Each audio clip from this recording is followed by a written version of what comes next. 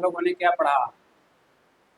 आज हम history subject के बारे में कुछ टॉपिक पर डिस्कशन करेंगे और एक एक पॉइंट्स को क्लियर करके हम पढ़ाएंगे, तो आप लोग ध्यानपूर्वक इसका अवलोकन करने का प्रयास करेंगे। यहाँ टॉपिक लेते हैं राष्ट्रीय आंदोलन, नेशनल मूवमेंट।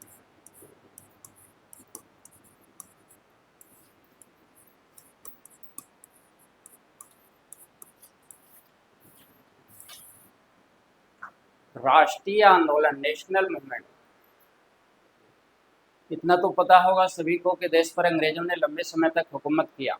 उससे पहले जो भी विदेशी आक्रमणकारी, मुस्लिम आक्रमणकारियों ने लंबे समय तक भारत पर शासन किया। 1206 से देखें क्या है चला वो लंबे क्या है समय तक। और जब अंग्रेज क्या है भारत आया तो उसने भी क्या 175 वर्षों तक लगभग भारत पर शासन क्या है किया ना। पहले ईस्ट इंडिया कंपनी भारत में शासन कर रही थी। उसके बाद 1857 का विद्रोह हुआ, जो एक काफ़ी भयानक विद्रोह था अंग्रेजों के खिलाफ, ब्रिटिश गवर्नमेंट के अगेंस्ट भारतीयों के द्वारा किया गया। और उस समय यदि भारत की कुछ शासक वर्ग ने अंग्रेजों का साथ नहीं दिया होता तो उसी समय अंग्रेज भारत से बोरिया बिस्तर समेट करके है भाग गया होता। क्योंकि ग्वालियर का जो शासक उस समय सिंधिया था, तो तत्कालीन गवर्नर जनरल कैनिंग के द्वारा सिंधिया के बारे में कहा गया था कि यदि सिंधिया भी विद्रोहियों के साथ मिल गया होता तो बहुत जल्द हमें बिस्तर समेट कर यहाँ से क्या है भागना पड़ा। तो आप सिंधिया की ताकत का अंदाज़ा लगा सकते हैं सिंधिया की क्या स्थिति थी। लेकिन सिंधिया ने क्या है भारतीयों का साथ नहीं दिया। झांसी की रानी लक्ष्मीबाई बहुत प्रयास की सिंधिया का क्या है सहयोग प्राप्त करने का, लेकिन बार बार क्या है सिंधिया ने मना क्या है कर दिया। तो 1857 के विद्रोह के पश्चात ब्रिटिश पार्लियामेंट में 1858 का अधिनियम पारित हुआ और इस अधिनियम के तहत सत्ता का हस्तांतरण हो गया, ट्रांसफर ऑफ क्या है पावर, ईस्ट इंडिया कंपनी से ब्रिटिश क्राउन के हाथों। यानी ब्रिटेन का राजा इस अधिनियम के तहत भारत का क्या शासक बन गया और प्रत्यक्ष रूप से क्या है ब्रिटेन के राजा का भारत पर शासन आरंभ हुआ। तो ईस्ट इंडिया पहले कंपनी जो शासन कर रही थी वहाँ पर भी क्या है शोषणकारी नीति जारी थी। और जब क्या है सत्ता का हस्तांतरण हुआ 1858 के अधिनियम के तहत, और देखें क्या है ज़्यादा क्या है शोषणकारी नीति अपनाई गई और लगातार क्या है भारतीयों से क्या है अधिक से अधिक टैक्स कलेक्शन किया गया और इस सब धन क्या है भेज दिया गया इंग्लैंड। तो इन सब टॉपिक पर हम क्या है डिबेट क्या है करेंगे। आज का जो टॉपिक लिए हैं राष्ट्रीय आंदोलन है, नेशनल क्या है मूवमेंट, है ना। तो देश को आज़ाद कराने के लिए यहाँ पर देखें क्या है राष्ट्रीय आंदोलन का सूत्रपात किया गया भारतीयों के द्वारा। तो नेशनल मूवमेंट कुल 3 फेज में संपन्न हुआ है। पहला फेज को कहते हैं उदारवादी युग। उदारवादी युग जो 1885 से आरंभ हुआ और 1905 तक क्या है चला। ठीक है, 1885 से 1900 क्या है 5। दूसरे को कहते हैं उग्रवादी युग। उग्रवादी युग इसी को एक्सट्रीमिस्ट फेज कहते हैं, जो 1905 में आरंभ हुआ और 1919 तक चला। और तीसरे को कहते हैं गांधी युग, जो 1919 से आरंभ हुआ और 1947 तक चला। देश की क्या है आज़ादी तक चला, है ना। तो नेशनल मूवमेंट कुल 3 फेज में 3 चरणों में संपन्न हुआ, उदारवादी युग, उग्रवादी युग और गांधी युग। तो यहाँ पर जो बीच का जो वर्ड है उग्रवादी शब्द का प्रयोग किया गया ये चूँकि गलत है। इसे राष्ट्रवादी युग क्या है कहा जाना चाहिए था, नेशनलिस्ट फेज सीधा क्या है कहा जाना चाहिए, है ना। क्योंकि जो लोग देश की आज़ादी के लिए लड़ रहे थे, ब्रिटिश व्यवस्था के विरोध में क्या है आवाज़ उठा रहे थे, वैसे लोगों को उग्रवादी क्या है कहना उचित नहीं। क्योंकि इतिहास लिखा किसने पहले, ब्रिटिश हिस्टोरियन ने लिखा, यूरोपियंस ने लिखा। तो उसके द्वारा क्या है इन लोगों को क्या है इस में उनका आकलन किया गया, इस शब्द का प्रयोग यहाँ पर गलत किया गया है। उदारवादी युग देखें कि करके देखते हैं। उदारवादी युग मॉडरेट फेज जो 1885 में आरंभ हुआ 1905 तक क्या है चला, है ना। यहाँ पर नाम दिया गया उदारवादी। इस युग के जितने भी नेता थे प्रमुख, जैसे दादा भाई नौरोजी, फिरोज शाह मेहता, गोपाल कृष्ण गोखले, सुरेंद्र नाथ बनर्जी, ये सभी उदार प्रवृत्ति के लिबरल के हैं नेचर के थे। इन लोगों का कहना था कि ब्रिटिश सत्ता भारत में स्थापित हुई है, उसके पीछे क्या है, ईश्वर की क्या है, कृपा। और ये लोग ब्रिटिश सरकार को न्यायप्रिय सरकार मानते थे, जस्टिसेबल गवर्नमेंट मानते थे, परोपकारी सरकार मानते थे, दयालु सरकार मानते थे। इन लोगों का कहना था कि हमारी समस्या का मूल कारण यह है कि हम अपनी समस्या से सरकार को अवगत नहीं करा पा रहे हैं। यदि अपनी समस्या को सरकार के समक्ष रखा जाए तो सरकार हमारी बातों पर अवश्य ध्यान देगी। हमारे प्रॉब्लम का क्या है, सोल्यूशन निकालने का गवर्नमेंट के द्वारा प्रयास क्या है किया जाए। इन लोगों ने संविधानवाद के दायरे में रहकर अपनी समस्या को ब्रिटिश सरकार के समक्ष रखना क्या आरंभ कर दिया। ब्रिटिश सरकार के समक्ष रखना आरंभ कर दिया। तो इनकी प्रमुख क्या है, मांगे क्या थी। उसमें प्रशासन पर जरूरत से ज़्यादा खर्च किया जा रहा था, प्रशासन पर ज़रूरत से ज़्यादा खर्च किया जा रहा था। इन लोगों का कहना था कि प्रशासनिक खर्च में कटौती क्या है किया है ना। सैनिकों के पीछे जरूरत से ज़्यादा खर्च किया जा रहा था, है ना। तो यहाँ पर भी क्या है, लोगों का मांग था कि सैनिक के पीछे जो अधिक जरूरत से ज़्यादा खर्च किया जा रहा है उसमें भी क्या है, कटौती किया जाए तो ज़्यादा क्या है, बेहतर होगा, भारतीयों के हित में होगा, देश हित में होगा, जनहित में होगा। फिर इन लोगों की मांग थी कि विधायिका में भारतीय सदस्यों की संख्या को क्या है, बढ़ाने का प्रयास किया जाए, क्योंकि अधिक से अधिक क्या है, भारतीय लोग जब विधायिका में पहुंचेंगे तो कानून बनाने में उनका भी क्या है, सहयोग क्या है लिया जाएगा, और जो अभी कानून बन रहा है उसमें सुधार किया जा सकता है। इनकी और मांगे थी कि सरकार वेलफेयर वर्क पर, कल्याणकारी कार्यों पर अधिक से अधिक ध्यान केंद्रित करने का प्रयास, है ना। तो यहाँ पर उदारवादी के हैं जो भी प्रमुख नेता थे, अपनी मांगों को क्या है, संविधानवाद के दायरे में रखकर इन लोगों ने ब्रिटिश सरकार के समक्ष रखना क्या है, आरंभ कर दिया। अब यहाँ देखिए क्या है, घटना क्या घटी इस युग में। भारतीय राष्ट्रीय कांग्रेस की स्थापना की, आईएनसी, इंडियन नेशनल कांग्रेस। अब आईएनसी की स्थापना किसके द्वारा की गई, प्रश्न उठता है। ए.ओ. ह्यूम नामक एक अंग्रेज के है अधिकारी के द्वारा, जो रिटायर्ड आईसीएस अधिकारी था, इसी के द्वारा यानी एलन ऑक्टेवियन ह्यूम के द्वारा भारतीय राष्ट्रीय कांग्रेस की स्थापना की गई। कब की गई, 1885 में। और उसमें भारत का गवर्नर जनरल कौन था, डफरिन। कौन था, डफरिन। तो डफरिन इस समय काफ़ी क्या है, खुश था, क्योंकि भारतीय राष्ट्रीय कांग्रेस को स्थापित करने के पीछे अंग्रेजों की मंशा कुछ और थी, उद्देश्य कुछ और था। तो 1857 का जैसे विद्रोह हुआ तो अभी बताए कि अंग्रेजों के खिलाफ काफ़ी भयानक विद्रोह था, और जब उस समय कुछ भारत के शासक वर्ग ने अंग्रेजों का साथ नहीं दिया होता, उसी समय अंग्रेज भारत से क्या है, भाग गया।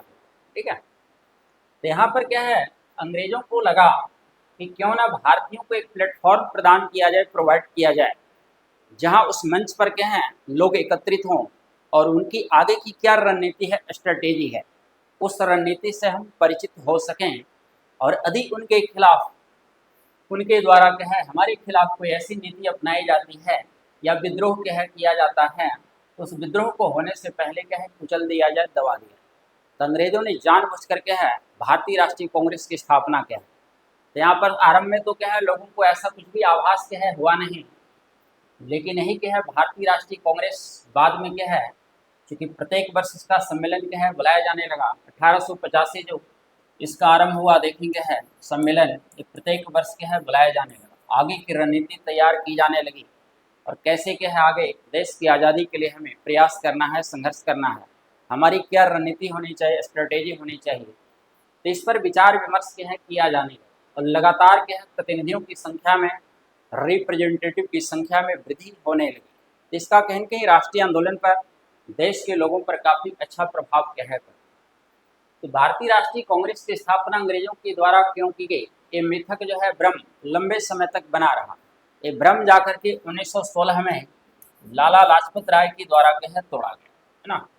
उन्होंने कहा कि अंग्रेजों ने जानबूझकर इस संस्था को स्थापित किया ताकि भारतीयों के द्वारा उनके खिलाफ कोई भी क्या है, षड्यंत्र किया जाता है, या देश की आज़ादी के लिए कोई भी क्या है, रणनीति क्या है, बनाई जाती है, अपनाई जाती है, तो उस रणनीति से वो अवगत हो सकें, और क्या है, उनके द्वारा यदि विद्रोह किया जाता है तो विद्रोह को होने से पहले ही कुचल दिया जाए, दबा दिया। यहाँ पर सेफ्टी वॉल्व के रूप में क्या है भारतीय राष्ट्रीय कांग्रेस को स्थापित किया गया। इसके द्वारा अंग्रेजों की क्या है द्वारा सुरक्षा कवच के रूप में भारतीय राष्ट्रीय कांग्रेस। लेकिन क्या है यही कांग्रेस अंग्रेजों के लिए मुसीबत पैदा करने लगी, अंग्रेजों के लिए मुसीबत पैदा करने लगी, क्योंकि प्रत्येक वर्ष इसकी क्या है बैठक बुलाई जाने लगी, आगे की रणनीति तैयार की जाने लगी। और यहाँ पर जो डफरिन स्थापना के समय काफ़ी खुश था, वही डफरिनव 2 वर्ष पश्चात ही भगवान से प्रार्थना करने लगा कि भारतीय राष्ट्रीय कांग्रेस रूपी संस्था को समाप्त करने में आप हमारी मदद क्या है करें, है ना। तो यहाँ पर उदारवादी युग देखेंगे है 1885 में जैसे बताया अभी आरंभ हुआ, 1905 तक चला। तो इस युग में महत्वपूर्ण घटना क्या है आईएनसी की स्थापना, जिसकी स्थापना बताए एक रिटायर्ड ICS अधिकारी एवं होम के द्वारा की गई। और प्रथम जो बैठक इसका आयोजित होना था पुणे में, है ना। WC के है बनर्जी की अध्यक्षता में 25 दिसंबर 1800 के है 25 दिसंबर 1885 को। लेकिन पुणे में प्लेग फैल गया और प्लेग फैलने के कारण बैठक को स्थानांतरित कर दिया गया, ट्रांसफर कर दिया गया कहीं क्या है और, है ना। प्लेग आता था पहले महामारी के रूप में, आज जैसे कहते हैं प्रेजेंट में क्या है कोरोना, एक बहुत बड़ा उदाहरण। जैसे कोरोना क्या है 2020 में जो आया तो एक वायरल क्या है डिजीज, है ना, कोरोना वायरस पूरी दुनिया में क्या है धीरे धीरे डिजीज क्या है स्प्रेड होने लगा, है ना। तो पूरी दुनिया क्या है पूरी तरह से घरों में क्या है सिमट कर रह गई, कैद क्या हो गई। तो उसी तरह से पहले भी क्या है महामारी के रूप में देखें क्या है बहुत सारी बीमारियां आती थी, उसी में क्या है प्लेग, ये भी पास्टोरेला पेस्टिस नामक क्या है बैक्टीरिया के कारण होता है। It is one type of bacterial disease कह सकते हैं, है ना। तो वहाँ पर क्या है पुणे में प्लेग फैल गया तो इसकी बैठक को स्थगित कर दिया गया और बैठक को ट्रांसफर कर दिया गया मुंबई, है ना। तो 28 दिसंबर 1885 को क्या है प्रथम बैठक का आयोजन किया गया WC बनर्जी की अध्यक्षता में और इसमें कुल 72 प्रतिनिधियों ने हिस्सा लिया, 72 रिप्रेजेंटेटिव ने क्या है पार्टिसिपेट किया, है ना। और इसमें अधिकांश पेशे से पत्रकार थे, सब क्या है जर्नलिस्ट थे ज़्यादा। यहाँ पत्रकार है, टीचर, वकील, डॉक्टर, इंजीनियर, ये सबको इंटेलेक्चुअल क्या है क्लास में रखा जाता है, बुद्धिजीवी क्या है वर्ग इसको है ना। तो इसमें अधिकांश लोग क्या हैं पेशे से पत्रकार थे, जर्नलिस्ट थे। धीरे धीरे क्या है प्रतिनिधियों की संख्या में वृद्धि होने लगी, क्योंकि अगला जो अधिवेशन हुआ 1886 में प्रतिनिधियों की संख्या देखें क्या है 400 से अधिक क्या है पहुंच चुकी थी। तो लगातार इसकी संख्या में क्या है वृद्धि देखें क्या है हो रही थी, है ना। तो दूसरे युग की बात करते हैं उग्रवादी कह युग, है ना। तो 1905 से लेकर 1919 तक क्या है चला। अब यहाँ देखिए गवर्नर जनरल कौन है, करजन, है ना। तो यहाँ पर भारतीय राजनीति में कुछ नए नेता का पदार्पण हुआ जिन्हें लाल बाल पाल के नाम से जाना जाता है। इतिहास लाल का मतलब लाला लाजपत राय जो पंजाब से थे, बाल मीन्स बाल गंगाधर तिलक जो महाराष्ट्र से थे, और पाल मीन्स बिपिन चंद्र पाल जो पश्चिम बंगाल से थे। और इसमें एक नाम जोड़ा और अरविंद घोष, वो भी पश्चिम बंगाल से थे। अरविंद घोष जो कि ICS की परीक्षा उत्तीर्ण क्या है उन्होंने किया था, है ना, लेकिन घुड़सवारी में क्या है फेल हो गए। तो घुड़सवारी एक अनिवार्य था कि उसमें भी पास करना क्या है जरूरी, है ना, लेकिन घुड़सवारी में क्या है वो फेल क्या है हो गए, ठीक है। तो बाद में राष्ट्रीय आंदोलन से क्या है जुड़ गए। तो लाल बाल पाल घोष यहाँ 4 देखें प्रमुख क्या है नेता है, ठीक। तो इन लोगों का जो भारतीय राजनीति में पदार्पण हुआ तो ये लोग थोड़े क्या उग्र विचार के थे, गर्म मूड के थे, इसलिए नाम दे दिया गया उग्रवादी क्या है। जो फिर भी इस शब्द का प्रयोग करना उचित क्या है ना। इसे नेशनलिस्ट है, राष्ट्रवादी जो क्या है कहा जाना चाहिए था तो ज़्यादा क्या है बेहतर हो, है ना। तो इन क्या है नेताओं ने उदारवादी नेताओं की जो राजनीतिक भिक्षावृत्ति की नीति थी उसका क्या है विरोध क्या है किया।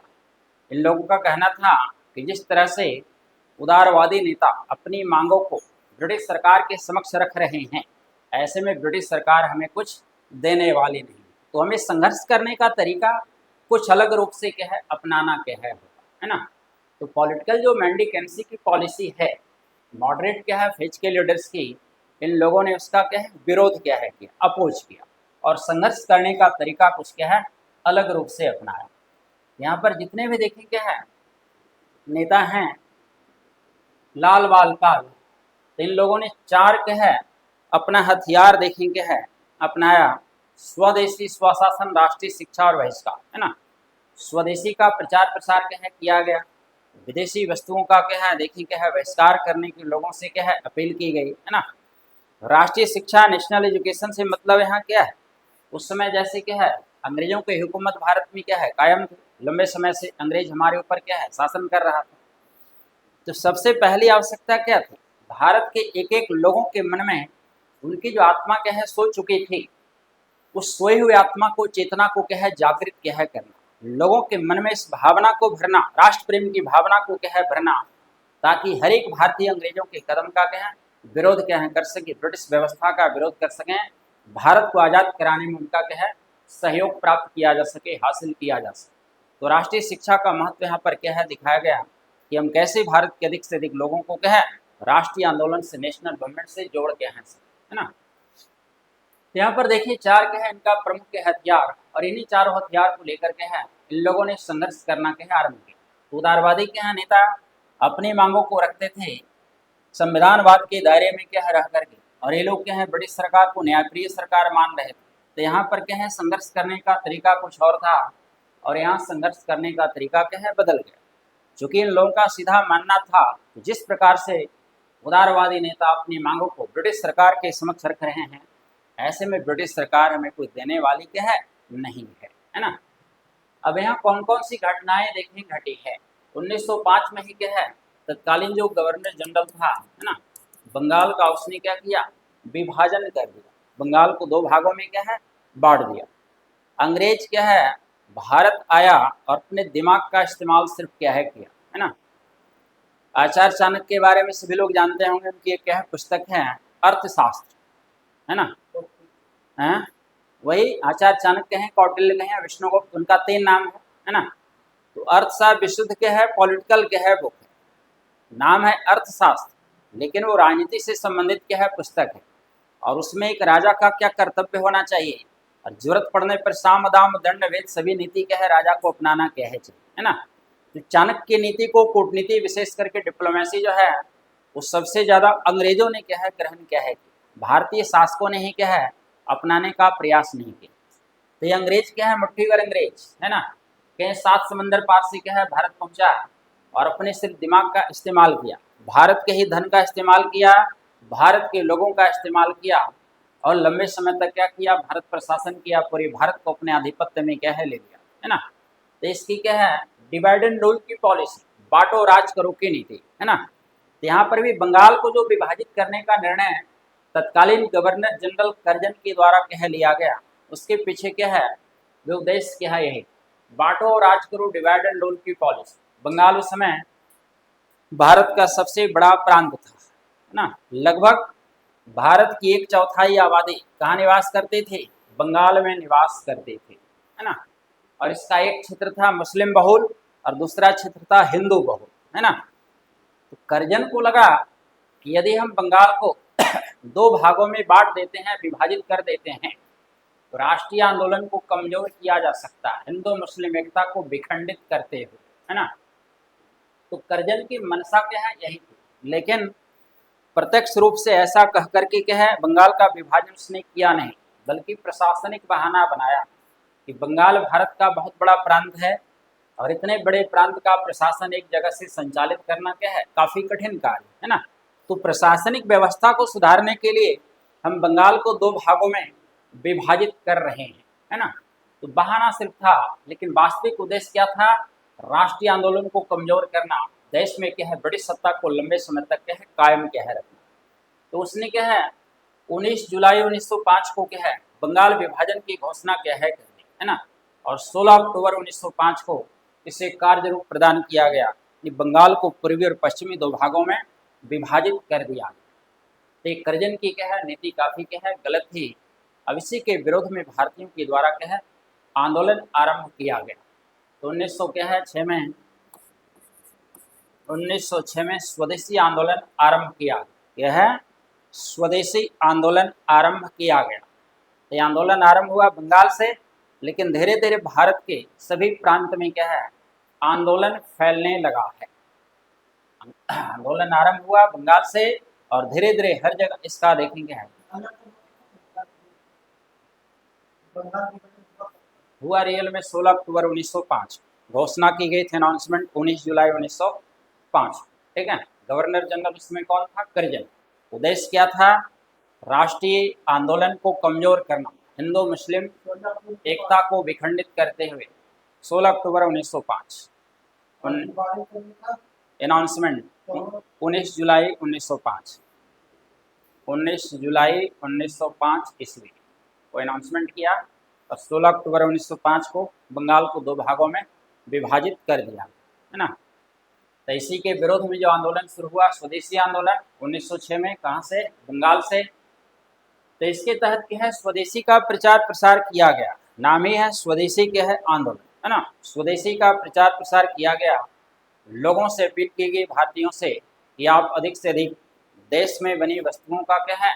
प्रयोग क्या है? करें। और जो भी विदेशी वस्तुएं हैं, विशेष करके जो वस्तुएं इंग्लैंड से आ रही, उसका बहिष्कार करें, है ना।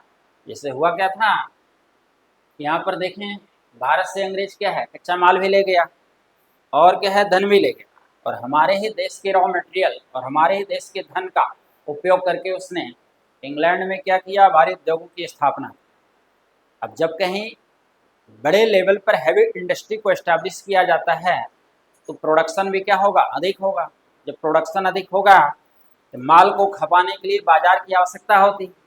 बाजार बड़ा कहाँ मिलेगा? जहाँ की आबादी क्या होगी? अधिक होगी, है ना।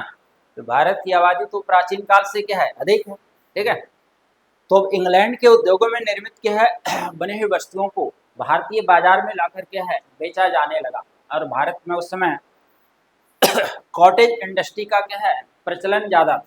कुटीर उद्योग जो प्राचीन काल से चला रहा है ना। कुटीर उद्योग में क्या है? पूंजी क्या है? कम लगी होती है, श्रम की आवश्यकता अधिक होती है ना। तो ऐसी वस्तुएं क्या है? महंगी होती है ना। जब क्या है? इंग्लैंड के उद्योगों में बनी वस्तुएं भारत पहुंचने लगी तो भारतीय जो भोक्ता वर्ग है, इंडियन कंज्यूमर्स, इनका झुकाव इन वस्तुओं की ओर होने लगा, है ना। और उपभोक्ता को इससे मतलब नहीं होता है कि मेड इन चाइना है, कि मेड इन जापान है, कि मेड इन इंग्लैंड। कस्टमर को क्या चाहिए? चीप एंड बेस्ट, क्वालिटी अच्छी है, वस्तुएं सस्ती है, तो निश्चित है कि हमें क्या है? उसका क्या है? डिमांड क्या है? ज़्यादा होगा। तो इंग्लैंड की क्या है? उद्योगों में बनी हुई वस्तुएं जब भारत के है लाकर उसे बेचा जाने लगा तो भारतीय उपभोक्ता वर्ग क्या है? उसकी ओर क्या आकर्षित होने लगे और कुटीर उद्योग में निर्मित वस्तुओं की डिमांड में क्या है? कमी आने लगी, है ना।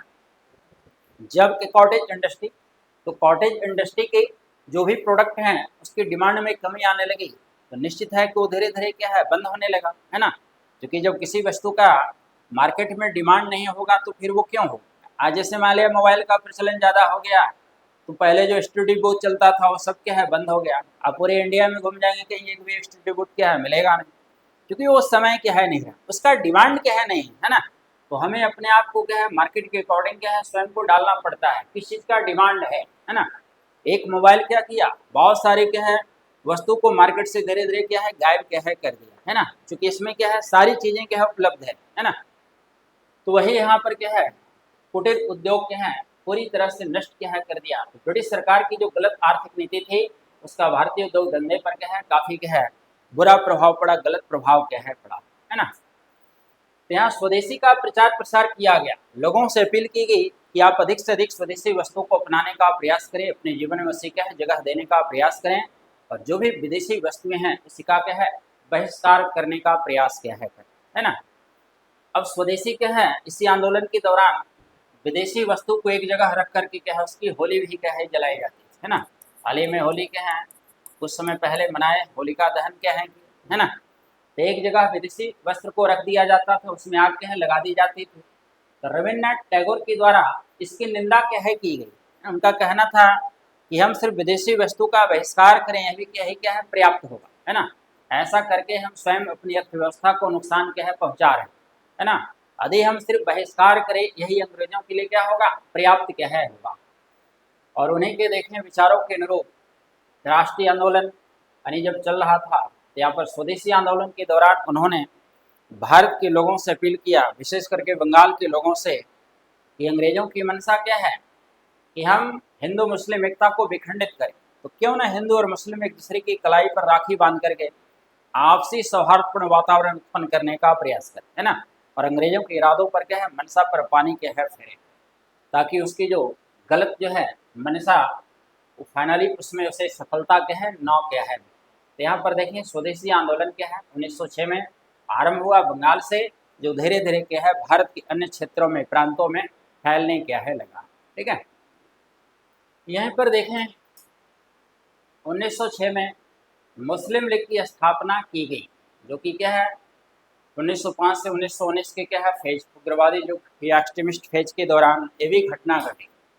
तो मुस्लिम समुदाय के कुछ प्रमुख नेता जैसे बकार उल मुल्क, आगा खां, सलीम उल्लाह खां, ये लोग वायसराय कहें या गवर्नर जनरल, क्योंकि एक ही व्यक्ति था, दो पदनाम था, है ना। 1858 का जो अधिनियम था उसी के तहत क्या है वायसराय नामक नया पद सृजित किया गया था। ठीक है, तो व्यक्ति क्या है एक ही, लेकिन दो पदनाम दिया गया था, यानी गवर्नर जनरल के रूप में भी कार्य करता था और वायसराय के रूप में भी कार्य करता था। तो कहें गवर्नर जनरल या वायसराय से मिलने लोग कहाँ पहुंचे, शिमला, है ना, क्योंकि अंग्रेजों की ग्रीष्मकालीन राजधानी कहाँ थी, शिमला थी, है ना।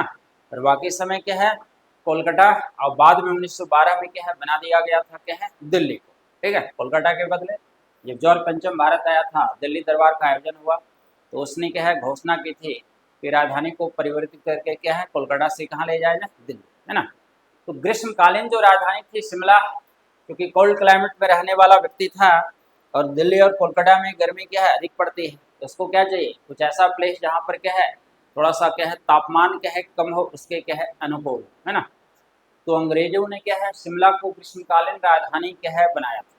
तो ये लोग क्या है पहुंचे शिमला मिलने के लिए क्या है वायसराय से, गवर्नर जनरल से। तो गवर्नर जनरल ने इन लोगों को आश्वासन दिया ये निश्चित रूप से हम आपके हितों की रक्षा करेंगे, क्योंकि आप भारत में क्या है अल्पसंख्यक है, माइनॉरिटी कौन से क्या है बिलोंग करते हैं, है ना। जब इन लोगों को आश्वासन मिल गया तो ये लोग वहाँ से कहाँ पहुँचे, ढाका। अभी जो बांग्लादेश की राजधानी है ढाका, उसमें भारत का हिस्सा था, पार्ट था। ठीक है, अब वहाँ पहुँचे और 30 दिसंबर 1906 ईस्वी को, ठीक है 30 दिसंबर 1906 ईस्वी को ऑल इंडिया मुस्लिम लीग की स्थापना की। जहाँ पे ढाका में ऑल इंडिया मुस्लिम लीग की स्थापना। तो तीनों के हैं फाउंडर थे, संस्थापक थे, आगा खां, बकार उल मुल्क और सलीमुल्लाह। 23 दिसंबर 1906 establishment of all India Muslim League in Dhaka, 23 दिसंबर 1906 ईस्वी, है ना। तो तीन इसके संस्थापक के हैं सदस्य, आगा खां, बकार उल मुल्क और सलीमुल्लाह के हैं। अब क्या है जिस तरह से भारतीय राष्ट्रीय कांग्रेस की प्रत्येक वर्ष बैठक बुलाई जाती थी, उसी रूप में इसकी बैठक भी क्या है बुलाई जाने लगी, आगे की रणनीति तैयार की जाने लगी, है ना।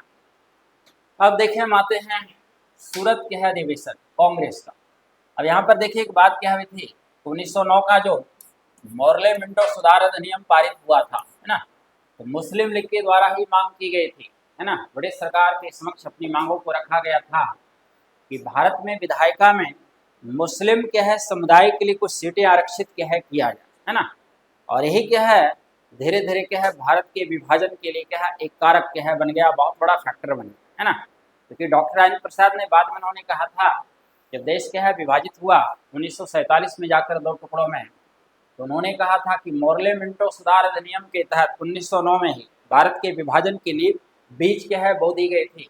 तो उस समय क्या है भारतीय राष्ट्रीय कांग्रेस को पुरजोर क्या है विरोध क्या है करना चाहिए, है ना। क्योंकि जिस समय मुस्लिम समुदाय के लिए विधायिका में कुछ सीटें आरक्षित करने की व्यवस्था की गई 1909 के तहत, तो समझिए कि क्या है भारत के विभाजन का बीज वहीं पर बो दिया गया था, है ना। और यही चीज धीरे धीरे क्या है एक बहुत बड़ा विशाल वट वृक्ष का रूप क्या किया ग्रहण कर लिया। तो देश तो फाइनली आज़ाद हुआ ही 1947 में, और क्या है देखें देश हमारा क्या है विभाजित भी क्या है हो गया। तो इसका विरोध क्या है किया जाना चाहिए। तो ऑल इंडिया मुस्लिम लीग की मांग पर 1909 के मॉर्ले मिंटो सुधार अधिनियम के तहत ऐसा प्रावधान किया गया था, ऐसी व्यवस्था की गई थी, है ना। अब वहीं पर देखिए कांग्रेस का अधिवेशन क्या हुआ 1907 में सूरत में। अब इसमें क्या क्या घटनाएं घटित हुई, है ना। तो 1905 का जो अधिवेशन हुआ था भारतीय राष्ट्रीय कांग्रेस का एनुअल सेशन, वो बुलाया गया वाराणसी, ठीक है। वहाँ गोपाल कृष्ण गोखले के द्वारा अध्यक्षता की गई, और वाराणसी अधिवेशन के दौरान ही कांग्रेस के जो गर्म मुड के नेता थे लाल बाल पाल, इन लोगों ने अलग से बैठक की। क्या है इन लोगों ने अलग से बैठक की। अब 1906 में जो है भारतीय राष्ट्रीय कांग्रेस का अधिवेशन हुआ वो कहाँ पर हुआ? कोलकाता में बुलाया गया। ठीक है, यहाँ अध्यक्ष पद को लेकर विवाद उत्पन्न हो रहा था। गरम दल के क्या है जो नेता थे, उग्र विचार के नेता लाल बाल पाल, ये लोग चाह रहे थे कि हम में से कोई व्यक्ति यहाँ पर क्या है अध्यक्ष क्या है बने, लेकिन उदारवादी नेताओं के द्वारा क्या है इनका विरोध किया गया। ये लोग क्या है बिल्कुल नहीं चाह रहे थे कि उग्र विचार के नेता लाल बाल पाल में से कोई क्या है अध्यक्ष बने। अंत में दादा भाई नौरोजी के नाम पर सहमति बन गई।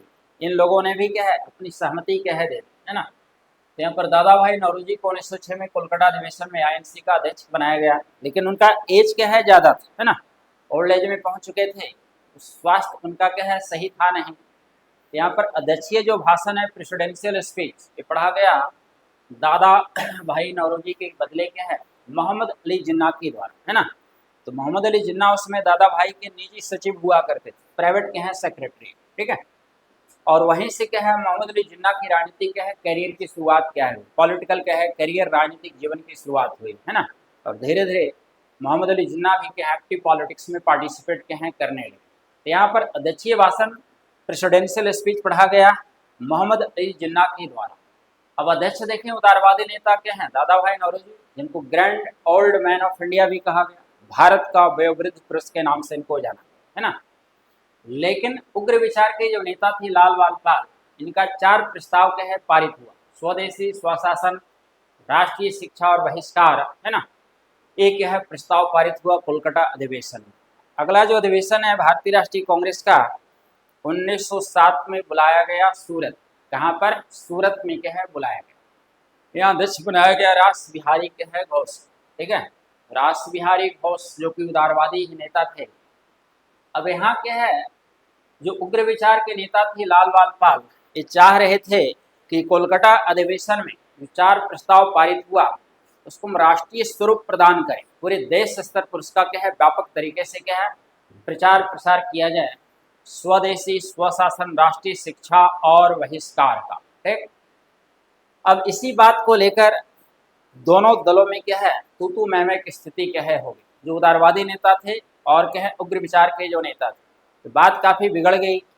उसको कहते हैं हाथापाई की स्थिति भी आ गई। लोग एक दूसरे को क्या है मारपीट करना भी क्या है शुरू कर दिए, है ना, गाली गलौज भी करना शुरू कर दिए। स्थिति काफ़ी क्या है भयानक हो गई, विकट क्या है हो गई, है ना। फाइनली सूरत अधिवेशन में ही कांग्रेस 2 दलों में विभाजित हो गई। एक को कहा गया नरम दल, दूसरे को गरम दल। तो नरम दल का नाम वही रहा भारतीय राष्ट्रीय कांग्रेस और गरम दल का नाम रखा गया राष्ट्रवादी कांग्रेस पार्टी, है ना। गरम दल को कहा गया राष्ट्रवादी कांग्रेस पार्टी।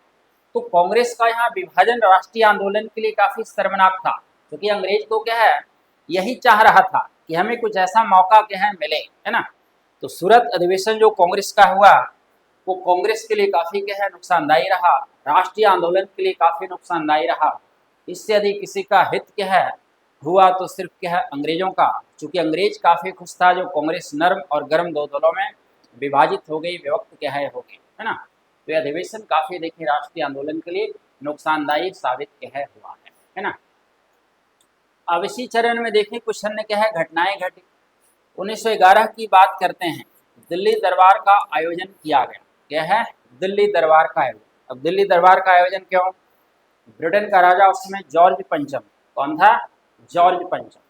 तो जॉर्ज पंचम भारत आया था गेटवे ऑफ इंडिया का उद्घाटन करने के लिए मुंबई, है ना, जिसे भारत का प्रवेश द्वार क्या है कहा जाता है इधर में, है ना। तो ब्रिटेन का कोई पहला राजा था जो भारत पहुंचा था।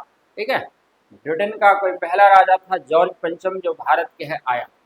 तो इसी के क्या है स्वागत के लिए दिल्ली में भव्य दरबार का आयोजन किया गया, बेतहाशा धन खर्च किया गया, भारतीयों का जो है पैसा लुटाया गया इसके स्वागत के लिए। स्वागत सम्मान समारोह का आयोजन किया गया दिल्ली में, है ना।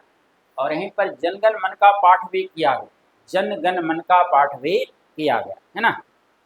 फिर देखें इसी दिल्ली दरबार में जॉर्ज पंचम के द्वारा घोषणा की गई कि करजन के समय जो बंगाल का विभाजन हुआ है 2 भागों में, पूर्वी और क्या है पश्चिमी बंगाल, तो बंगाल विभाजन को इसने क्या है रद्द करने की घोषणा क्या है कर दी दिल्ली दरबार के क्या है दौरान।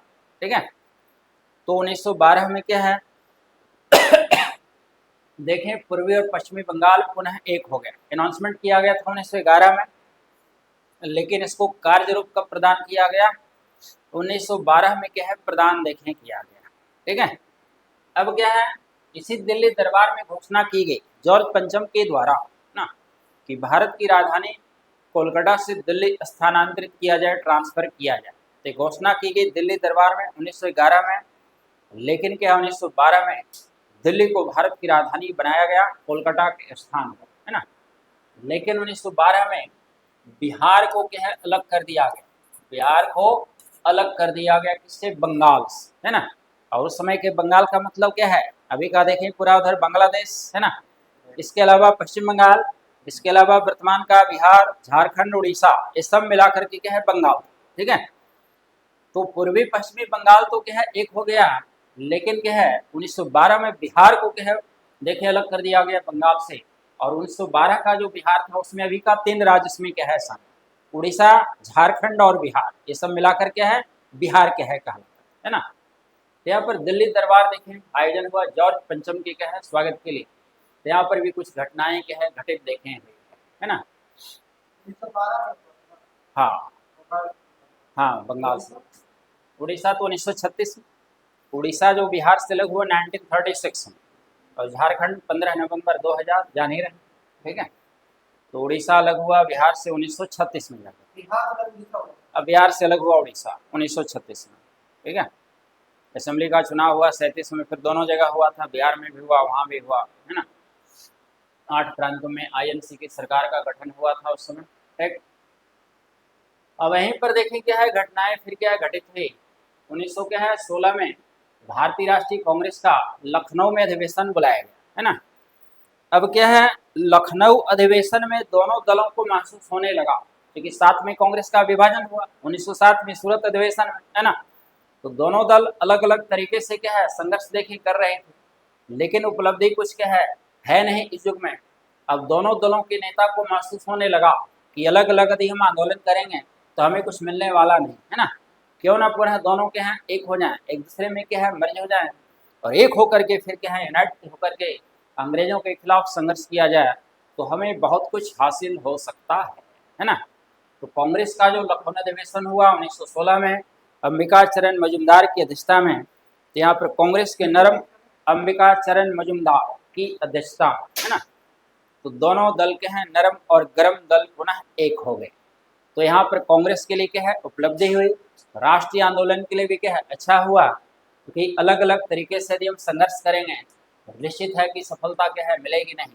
तो लखनऊ अधिवेशन में कांग्रेस के क्या है नरम और गरम दल के हैं पुनः देखें एक हो गए। और इसके पीछे कारण था कि उदारवादी नेता में फिरोज शाह मेहता और गोपाल कृष्ण गोखले का इस समय तक निधन भी क्या है हो चुका था, है ना। तो वही लोग क्या है ज़्यादा उग्र विचार के नेता का क्या है विरोध क्या है करने वाले, फिरोज शाह मेहता और क्या है गोपाल कृष्ण गोखले। क्योंकि अधिवेशन हुआ जाकर के क्या है दिसंबर में अंत में 1916 में, तो उससे पहले इन दोनों नेता का क्या है निधन हो चुका था। अब यहीं पर देखें क्या है अब तो क्या है कांग्रेस के नरम और गरम दल एक हो गए। मुस्लिम लीग की स्थापना बताए थे 30 दिसंबर के है 1906 ईस्वी को क्या है ढाका में, है ना। और यहाँ पर क्या है मुरली मिंटो सुधार अधिनियम के तहत कुछ सीटें आरक्षित तो कर दी गई, लेकिन क्या है मुस्लिम समुदाय के क्या है लोगों को भी महसूस होने लगा, है ना। जो भी लीडर्स थे कि अंग्रेज हमें कुछ देने वाला नहीं, वो सिर्फ क्या है वादा करना जानता है, निभाना क्या है नहीं, है ना।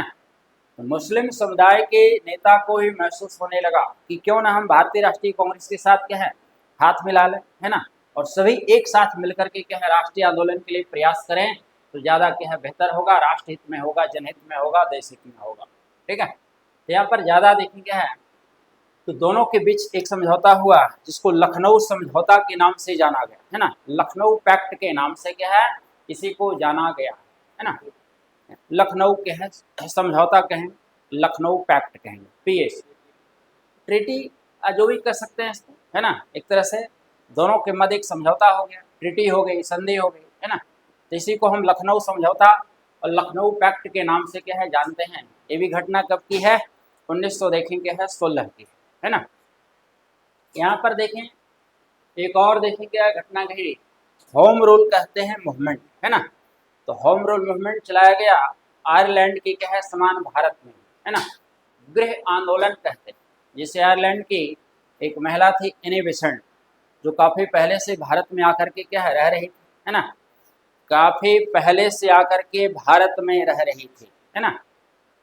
तो आयरलैंड भी पहले क्या था, अंग्रेजों का हुकूमत था। तो जिस तरह से अंग्रेजों के खिलाफ आयरलैंड में वहाँ के लोगों ने होम रूल मूवमेंट चलाया, भारत में भी क्या है होम रूल मूवमेंट क्या है चलाया गया। तो इसके दो नेता, बाल गंगाधर तिलक और एनी बेसेंट। अब कहिए एक ही आंदोलन है, दो नेता क्यों? तो इसके पीछे कारण, तिलक के कुछ जो सपोर्टर थे एनी बेसेंट को पसंद नहीं करते, और एनी बेसेंट के कुछ जो सपोर्टर थे वो तिलक को पसंद नहीं करते, है ना। उद्देश्य तो फाइनली दोनों का क्या था, एक ही था। तो कहा गया कि क्यों ना कार्य क्षेत्र को विभाजित क्या है कर लिया जाए, है ना, कि हमारा कार्य क्षेत्र कुछ और रहेगा, आपका क्या है कुछ और रहेगा, ना। तो तिलक का जो लीग था वहाँ जोसेफ बैप्टिस्टा को अध्यक्ष बनाया गया, और एनी बेसेंट अपने लीग की स्वयं के अध्यक्ष बने। और कार्य क्या है क्षेत्र का बंटवारा कर लिया गया। तो तिलक के लीग का प्रभाव महाराष्ट्र में था, कर्नाटक में था, बिहार में था, मध्य भारत में था, है ना। बाकी देखें शेष संपूर्ण भारत में रेस्ट पार्ट ऑफ इंडिया में क्या है एनी बेसेंट के लीग का क्या है प्रभाव, ठीक। अब 20 अगस्त 1917 को मॉन्टेग्यू के द्वारा क्या है घोषणा क्या है की गई, और इसी घोषणा से संतुष्ट होकर, अनाउंसमेंट से सेटिस्फाइड होकर एनी बेसेंट ने क्या है अपना आंदोलन जो है वापस क्या है ले लिया, है ना। क्योंकि जो भी क्या है घोषणा उस समय की या होम रूल के द्वारा जो डिमांड क्या है किया गया, तो मॉन्टेग्यू के द्वारा कहा गया कि आपकी मांग पर है ध्यान क्या है दिया जाए, है ना। तो यहाँ पर क्या है इस घोषणा से संतुष्ट होकर एनी बेसेंट आंदोलन को क्या है वापस क्या है ले ली, रोक क्या है। अब तिलक के लीग का आंदोलन देखिए समाप्त कैसे हुआ, किन परिस्थितियों में हुआ। वैलेंटाइन सिरोल नामक क्या है एक अंग्रेज के द्वारा कहा गया था भारतीय अशांति का जनक, फादर ऑफ इंडियन अनरेस्ट, किनके बारे में, बाल गंगाधर तिलक के बारे में, है ना, कि भारत में अशांति के लिए उत्तरदायी कारक यदि कोई हैं तो कौन है, बाल गंगाधर क्या है तिलक, है ना। तो वही वैलेंटाइन सिरोल के खिलाफ मानहानि का मुकदमा लड़ने, मानहानि का क्या है मुकदमा लड़ने देखें क्या है पहुंच गए क्या है इंग्लैंड।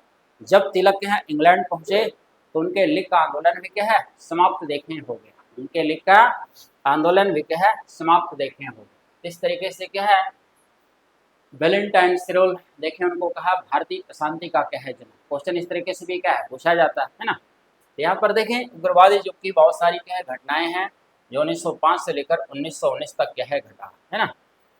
अब देखें आते गांधी युग में, यानी गांधी जी का भारतीय राजनीति में क्या हुआ पदार्पण क्या है ना। तो गांधी जी का भारत में क्या है जो राजनीति में आगमन हुआ है, उससे पहले गांधी जी का जीवन परिचय क्या है जान लेना जरूरी होता है ना। तो गांधी जी का जन्म हुआ था 2 अक्टूबर 1869 ईस्वी को गुजरात के पोरबंदर नामक स्थान पर, है ना। तो उनका सही नाम था मोहनदास करमचंद गांधी, है ना, और उनके पिता का नाम था करमचंद गांधी, जो राजकोट रियासत के दीवान थे। क्या है राजकोट रियासत के 2 अक्टूबर 1869 1869 2 अक्टूबर 1869 गांधी जी का ही जन्म दिवस सब मनाया जाता है अंतर्राष्ट्रीय अहिंसा दिवस के रूप में, इन्होंने मनाना आरंभ किया है, ठीक है, इंटरनेशनल नॉन वायलेंस क्या है डे के रूप में, है ना। गांधी जी के मेमोरी में जो भारत के लिए एक अच्छी देखें क्या है बात है ना।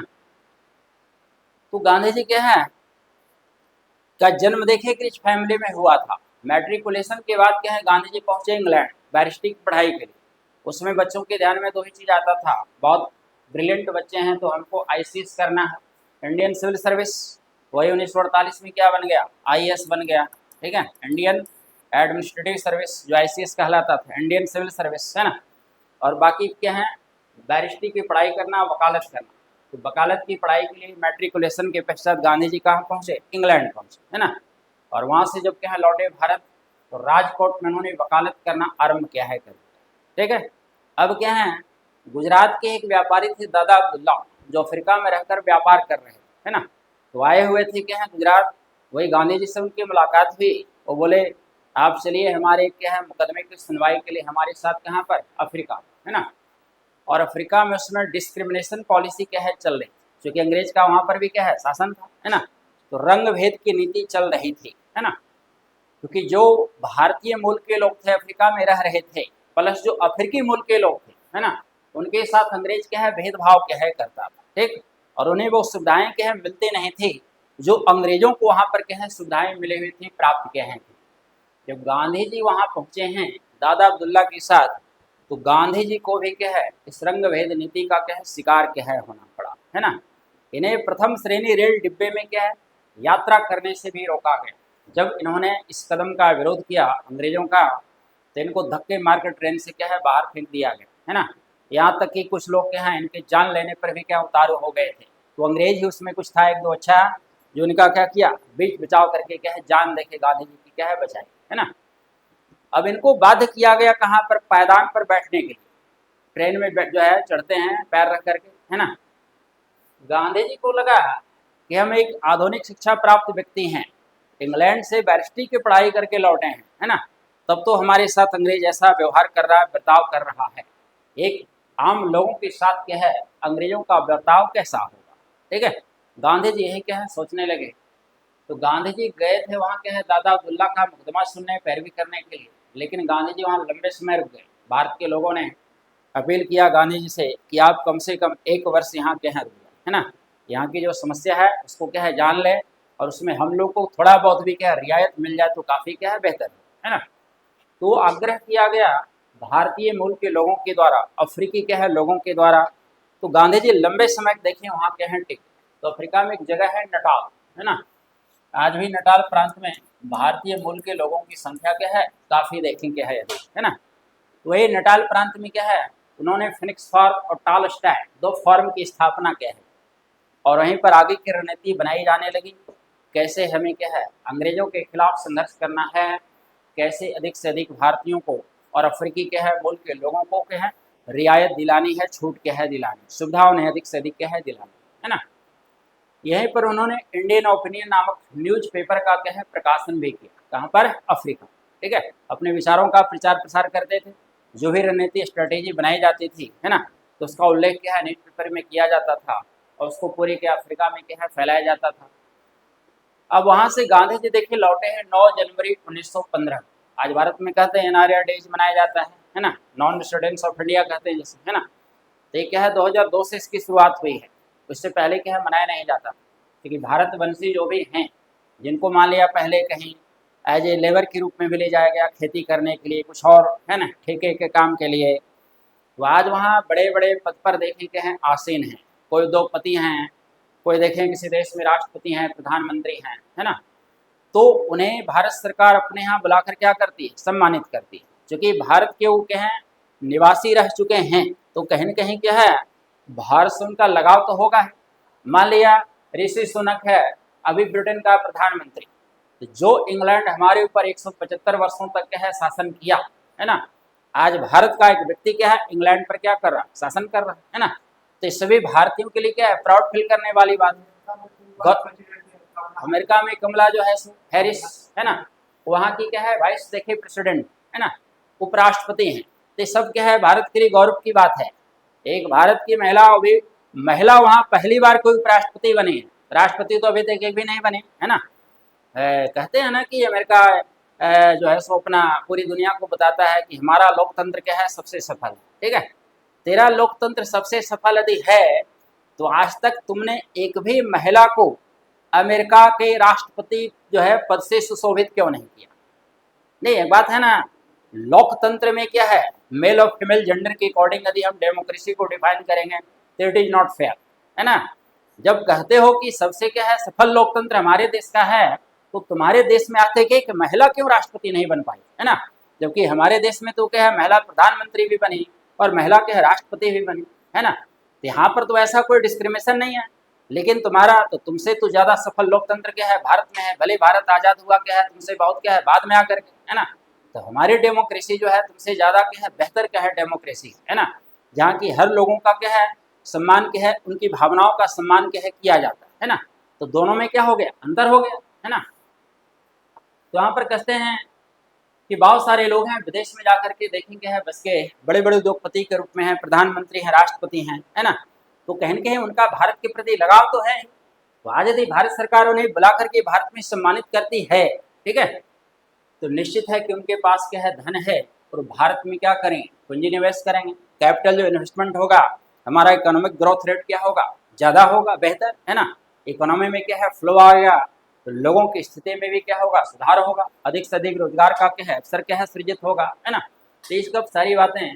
तो 2002 से क्या है भारत सरकार के द्वारा NRI डेज के रूप में मनाया जाता है, क्योंकि 9 जनवरी को क्या है देखे गांधी जी 1915 में क्या है लंबे प्रवास के पश्चात अफ्रीका से क्या है भारत के हैं लौटे थे। इन्हीं की मेमोरी में NRI डेज क्या है भारत सरकार ने मनाना आरंभ क्या है किया, ठीक है, भारतवंशियों को सम्मानित करने के लिए।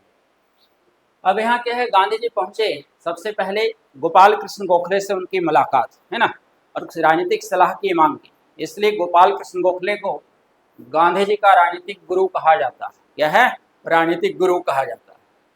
तो गोपाल कृष्ण गोखले के द्वारा उन्हें समझाया गया कि अफ्रीका और भारत की परिस्थितियों में अंतर है ना। यहाँ क्या है, पहले आप पूरे भारत में घूमें, लोगों से मिले, गांव गांव जाएं, कहाँ किसकी क्या समस्या है, अपने साथ एक डायरी रखें, है ना, और उसको नोट भी क्या है करते चलें, ठीक। और उसके बाद क्या है आप यहाँ पर कोई आंदोलन करें तो ज़्यादा क्या है बेहतर क्या है ना। तो वही गांधी जी क्या है देखें पूरे देश का भ्रमण करना उन्होंने क्या है आरंभ किया है। अब 1916 में ही BHU की स्थापना क्या है की गई, बनारस हिंदू क्या है यूनिवर्सिटी, पंडित मदन मोहन मालवीय के द्वारा, ठीक है। यहाँ पर बनारस हिंदू यूनिवर्सिटी की जो नींव क्या है रखी गई, यहाँ पर गांधी जी को इनवाइट किया गया था, है ना।